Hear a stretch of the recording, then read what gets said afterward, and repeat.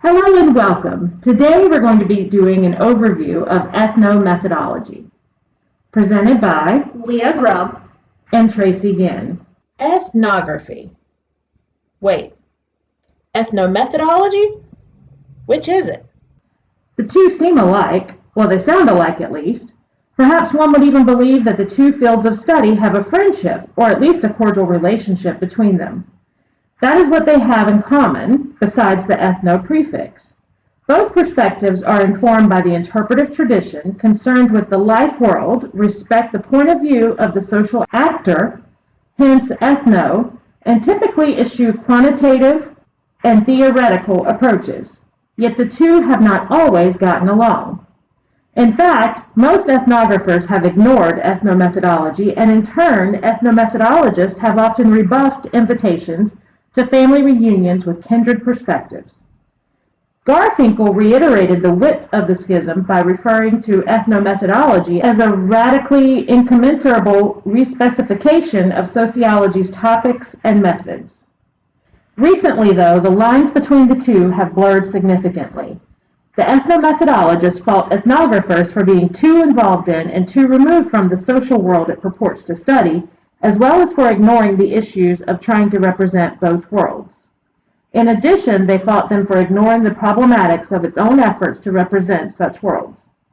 The self-deconstructing aspects of ethnomethodology provide good reasons for ethnography not to embrace ethnomethodology initiatives too enthusiastically. Rather, ethnomethodology insights can be used selectively to heighten sensitivity to fundamental methodological issues and to augment appreciation of the practices of both the subjects of ethnography and ethnographers themselves.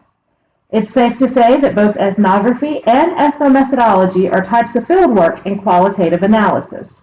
Ethnography focuses on culture, while ethnomethodology focuses on social practice. The fieldwork is done with a view of gaining insight into the realness of the process and the interactions of the people involved. Ethnography focuses on observing work as it is done in its natural setting, while ethnomethodology focuses on the people involved and their ways of structuring the work instead of being bound by a theoretical framework. Ethnomethodology is the empirical study of methods that individuals use to give sense to and at the same time to accomplish their daily actions, communicating, making decisions, and reasoning. Ethnomethodology is also concerned with how participants construct the meaning of actions and events, not only when actions are consistent with prevailing norms or rules, but also when they deviate from them. Ethnomethodology can be described as a way to investigate the genealogical relationship between social practices and accounts of those practices. It generally is considered to be a subfield of sociology. It is fundamentally a descriptive discipline. Said another way, ethnomethodology is the study of the practical methods through which members of a particular social group accomplish organization. Businesses and the people that manage them are essentially concerned with getting a group of people organized to achieve some kind of common task or goal. The history of ethnomethodology. Ethnomethodology is inspired by the structure of social action by Parsons. Garfinkel enrolled in the newly formed Department of Social Relations at Harvard University, where he studied under Parsons. This department was an amalgamation of the sociology, social anthropology, and social and clinical psychology departments. For his dissertation, Garfinkel set out to address the puzzles and paradoxes in Parsons' aforementioned work on phenomenology. In 1949, Garfinkel published his first article.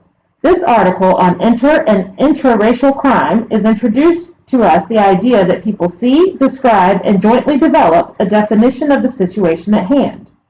In 1952, Garfinkel completed his dissertation and began to teach in Ohio, where he dove into studies of the deliberation process of jurors in jury trials. After completing this study, he took a position at UCLA.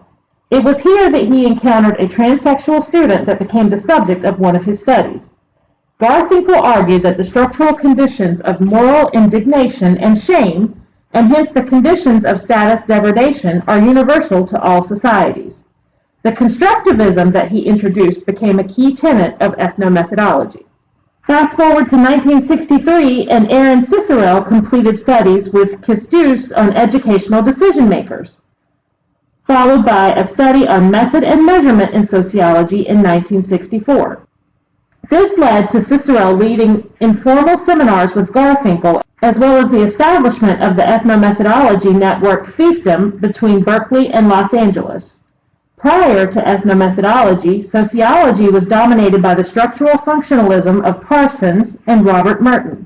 In the late 1960s, though, the winds began to shift towards ethnomethodology, in part due to a rise of interest in phenomenological sociology, despite the fact that the brain trust developing ethnomethodology resided solely in California. Cicerel focused more on the linguistic aspects of sociology, which resulted in the conversation analytic side of ethnomethodology. Garfinkel finally published many of his studies in 1967, in part due to pressures related to academic promotion, and partly due to pressures from his network fiefdom of followers. This work put forth the idea that social factors are not stable. Rather, they are practical accomplishments produced by the continual activity of people.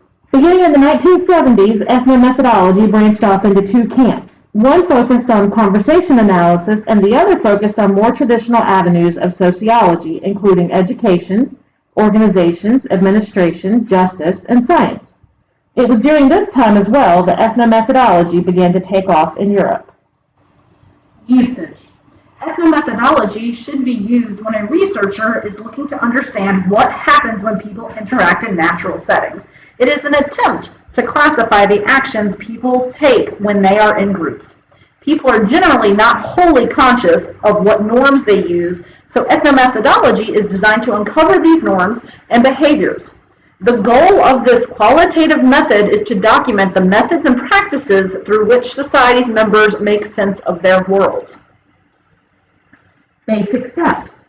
The primary steps of ethnomethodology include interviews, participant observation, videotaping, documentaries, and breaching experiments during an extended time in the field.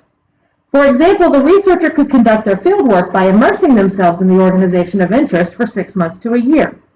After the collection of data, researchers should describe what they witnessed, analyze, and interpret their findings into a description of the cultural behavior and social norms of the group being studied.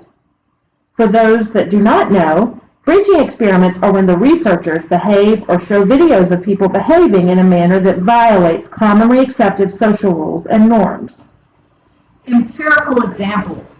We are all familiar with the examples of breaching experiments. Borat, social media prank videos, What Would You Do on ABC, and Michael Moore. But breaching experiments seem to be used primarily in the field of sociology and not when studying organizations. Bolander and Sandberg in 2013 used ethnomethodology to examine the reasoning procedures used by managers and HR professionals to make recruitment decisions following job interviews. In an effort to understand how selection occurs in practice, they analyzed 8 real-time selection decision meetings in 2 IT businesses. Unlike other ethnological studies, Bolander and Sandberg used discourse analysis rather than conversation analysis, which is typically used in ethnomethodological studies. In the organizations, HR specialists narrowed the candidate list down to a few promising candidates. Then candidates were interviewed up to 3 times by selectors consisting of HR specialists, managers, and potential colleagues. The authors interviewed HR specialists in addition to observing 8 selection decision meetings that were all held directly after the employment interviews. The meetings were audio recorded, transcribed, and then analyzed. They grouped the data by decision making instead of decisions on the candidates, and the meetings were grouped into 2 categories: initial agreement and initial disagreement. They then looked for patterns in the material, specifically variability, rhetorical organization, and face construction. They derived 4 interrelated discursive processes through which selectors collectively made sense of and made decisions regarding candidates in decision meetings. Assembling versions of the candidates, so how selectors constituted the candidates by describing their attributes. Establishing versions of the candidates as factual, so how selectors substantiated their claims about the candidates by constructing facts from information about the candidates. Reaching selection decisions, or how selectors made decision claims, and using selection tools as sense-making devices. So how selectors use selection tools as interpretive schemes. These processes occur in parallel, not sequence. They happen differently depending on the basic meeting form, so whether it's initial agreement or initial disagreement on the candidate. The authors share the transcripts of 4 of the meetings in their paper. In initial agreement meetings, the selectors establish the candidate's attributes early on, but in initial disagreement meetings, there seemed to be some difficulty establishing the candidate attributes. The same goes for establishing the versions of the candidates as factual. The selection decision was made quite easily in the initial agreement group, but not so in the initial disagreement group. Regarding using selection tools, even though the personality tests results were not able to be accessed yet at the time of these meetings, the selectors presumed what the personality profile would be. Using personality profiles, case interviews, and other selection tools as sense-making devices helped selectors reconstitute the unfolding selection process by molding myriad impressions of the candidates into successively more specific versions. Overall, they found that selectors reason in a methodological manner. They use selection tools to interpret the candidates, discuss the candidates' attributes, and establish what they mean and how important they are in relation to other attributes. They mobilize information that supports their versions as factual. They try the versions and decisions to make sure they fit together. This study illustrates how decision-making is achieved through interaction and how understanding the intersubjective sense-making processes of selectors is essential for understanding how decision-making is accomplished as it unfolds moment by moment. When it comes to issues, the primary issues that exist in the field of ethnomethodology are the focus on human interactions while essentially ignoring the existence of class structure and social norms. Ethnomethodologists would argue that they aim to be a specialization within sociology that focuses on face-to-face interaction. Before the advent of the various types of study within ethnomethodology, the practices of everyday life were not adequately researched. Gaining access through gatekeepers or gaining the confidence of the informants are some of the other issues with report and access. As far as data collection issues, they can be field issues such as going native, divulging private information, deception, and reactivity.